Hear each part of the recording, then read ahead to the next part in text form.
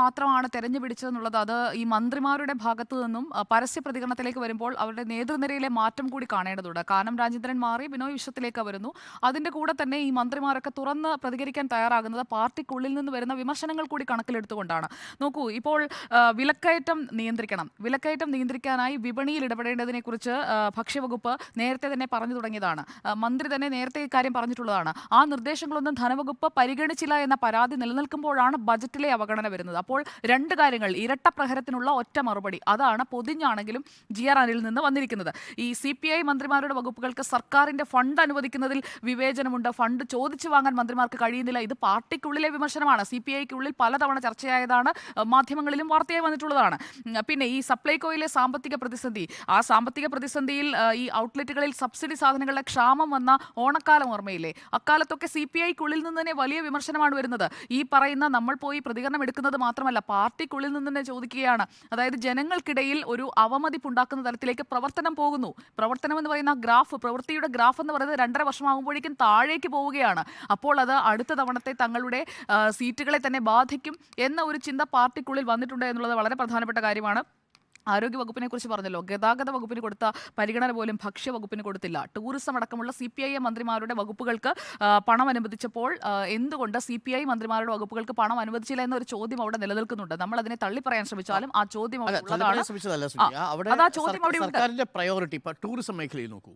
Tourism മേഖലയിൽ എത്ര കോടി അനുവദിച്ചു എന്നാണ് നമ്മൾ തന്നെ തെറ്റിദ്ധരിച്ചത്? 5000 കോടി അനുവദിച്ചു എന്നാണ്. അങ്ങനെയല്ല, 5000 കോടി രൂപയുടെ നിക്ഷേപത്തിനുള്ള സാധ്യത ഒരുക്കാണ് സർക്കാർ അവിടെ ചെയ്യുന്നത്. സർക്കാരിന്റെ കയ്യിൽ 5000 കോടി എവിടെയാണ് ടൂറിസത്തിൽ നിക്ഷേപിക്കാനുള്ളത്? 81 കോടിയുമായി വ്യത്യാസമുണ്ട്. കോടി കൂട്ടുന്നതുമായി വ്യത്യാസം അല്ല, അത് റവന്യൂവിന്റെ കാര്യത്തിലാണ്. റവന്യൂവിന്റെ കാര്യത്തിൽ 80 കോടിയാണ് കഴിഞ്ഞ തവണ കൊടുത്തത്. ഇത്തവണ കൂട്ടി കൊടുത്തു, 81 കോടി കൂട്ടി കൊടുത്തു. എന്നാൽ 81ലേക്ക് കൂടി. അപ്പോൾ അത് അവിടെ വർധനമാണ്. അവിടെ വർധനമുണ്ടായിട്ടുണ്ട്. ഇവിടെ വർധനയില്ല. ഒരു 15-16 കോടി രൂപയുടെ വ്യത്യാസമേ റവന്യൂ വകുപ്പിനെ സംബന്ധിച്ചുള്ള ആശങ്കയുള്ളൂ എന്നാണ് ഞാൻ മനസ്സിലാക്കുന്നത്. പക്ഷേ അങ്ങനെയല്ല, മൃഗസംരക്ഷണത്തിന്റെ കാര്യത്തിലും സിവിൽ സപ്ലൈസിന്റെ കാര്യത്തിലും അവിടെ ചുരുങ്ങിയത് ഒരു 500-600 കോടി രൂപയുടെ വ്യത്യാസം കാണുന്നു. സപ്ലൈകോയോട് കാണിച്ചത് അനീതി തന്നെയാണ്. അത് ജനങ്ങളടക്കം അങ്ങനെ പ്രതികരിക്കുമ്പോൾ നമ്മൾ അത് അങ്ങനെയല്ല എന്ന് പറഞ്ഞു. തീർച്ചയായും സപ്ലൈകോയുടെ കാര്യത്തിൽ അനീതി ഉണ്ടാവുന്നത് സപ്ലൈകോയുടെ കാര്യത്തിൽ ഇപ്പം ഉണ്ണി ബാലകൃഷ്ണൻ സൂചിപ്പിച്ചു, 1200 കോടിയിലധികം രൂപ പ്രൈവറ്റ് ആശുപത്രികൾക്ക് കാരുണ്യ പദ്ധതിയിൽ കൊടുക്കാനുണ്ട്. കൊടുത്തിരിക്കുന്നത് 678 കോടി രൂപയാണ്. 678 കോടി രൂപ കാരുണ്യ പദ്ധതി കൊടുത്താൽ എങ്ങനെയാണ് 1200 കോടി രൂപ കുടിശ്ശി കഴിക്കാൻ കഴിയില്ല. അപ്പോൾ നിങ്ങൾ ചികിത്സയിൽ കിടക്കുന്ന ഒരാളെ സംബന്ധിച്ചിടത്തോളം കാരുണ്യ പദ്ധതി വലിയ വിഷയമാണ്. ഭക്ഷണം കഴിക്കാനായിട്ട് ചെല്ലുമ്പോൾ സബ്സിഡിയുള്ള സാധനങ്ങളുടെ കാര്യത്തിൽ ആ സാധനങ്ങളില്ല, അവർക്ക് ബുദ്ധിമുട്ടുണ്ടാകുന്നുണ്ട്. അപ്പോൾ സമസ്ത മേഖലകളിലും ഒരു ഇരുണ്ട കാലമുണ്ട് എന്നാണ് നമ്മൾ മനസ്സിലാക്കുന്നത്. പക്ഷേ 2025-26 ബജറ്റ് ആകുമ്പോഴേക്കും മാറും.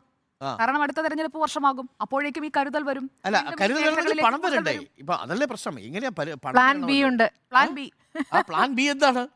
പ്ലാൻ ബി ആയാലും പ്ലാൻ സി ആയാലും മനുഷ്യന് ബുദ്ധിമുട്ടില്ലാതെ കഴിഞ്ഞു പോകാനായിട്ടുള്ള അവസരം ഒരുക്കുക. വിപണിയിൽ ഇടപെടണം. ഇപ്പോൾ അരിവില കൂടാൻ പോകുന്നു. അങ്ങനെ വിപണിയിൽ അത് പറയാം. എന്താണ് അരിവില കുറയാനുള്ള കാരണം? ഓപ്പൺ ഫേസ് സിസ്റ്റത്തിൽ നിന്ന് മാറാൻ പോകുന്നു കേന്ദ്ര സർക്കാർ. അതാണ് കാരണം. ഓപ്പൺ ഫേസ് മാർക്കറ്റ് സിസ്റ്റമാണ്, അതിൽ നിന്ന് മാറാൻ പോവാണ്. കേന്ദ്ര സർക്കാരിന്റെ നയത്തിന്റെ മാറ്റമല്ലേ? കേന്ദ്ര സർക്കാരിന്റെ നയം മൂലമാണ് അരിയുടെ കാര്യത്തിൽ വില കൂടുതൽ. പക്ഷേ ഈ സപ്ലൈകോയിൽ സാധനങ്ങളുടെ കാര്യത്തിൽ ഒരു തീരുമാനമെടുക്കാൻ ഇത്രയും വൈകുന്നത് എന്തുകൊണ്ടാണ്? തെരഞ്ഞെടുപ്പ് വരുന്നു, അതിന് തൊട്ട് മുൻപ് അധികം ബുദ്ധിമുട്ടുണ്ടാക്കേണ്ടെന്ന് കരുതി ഹോൾഡ് ചെയ്തിരിക്കുന്നല്ലേ? ഓൺ ഹോൾഡിൽ കൗതുകകരമായ കാര്യം നേരത്തെ